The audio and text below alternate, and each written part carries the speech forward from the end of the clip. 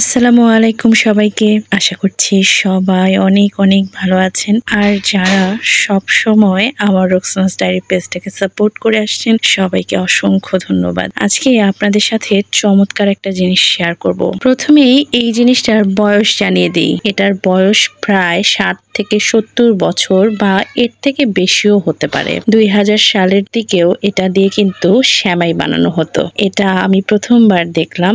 আর এটা পিতলের তৈরি একটা যন্ত্র। আগে কিন্তু সেমাই এত অ্যাভেলেবেল ছিল না, তো আশপাশের বাড়ি থেকে যারা থাকতো সবাই মিলে এটাতে করে আটা নিয়ে আসতো বা ময়দা নিয়ে আসতো, সেটা দিয়ে সেমাই বানাতো। আর এখন যে সাইজটা হচ্ছে, মানে এখনকার দিনে যদি এটা দিয়ে বানানো যায় তাহলে এটা নুডলসের মতো হয়ে যাচ্ছে, মানে সাইজটা নুডলসের মতো। কিন্তু আগে এটাই ছিল হ্যান্ডমেড সেমাই।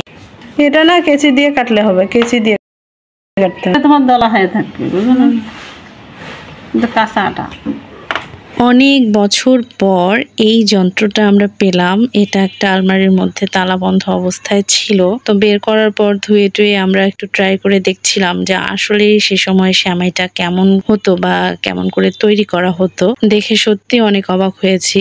আর আগেকার দিনের মানুষের কিন্তু বুদ্ধি ছিল বেশ ভালো। দেখেন জিনিসটা কত সুন্দর করে তৈরি করেছিল। আর পিতলের হওয়ায় এখনো কিন্তু টিকে আছে, বরং এই যন্ত্র এখন অ্যান্টিক হয়ে গেছে। এটার কিন্তু দামও অনেক হবে, তাই না বলেন? আমি কিন্তু এটা শোপিস হিসেবে রেখে দেব। ভিডিওটা কেমন লাগলো জানাতে কিন্তু ভুলবেন না। আল্লাহ হাফেজ সবাইকে।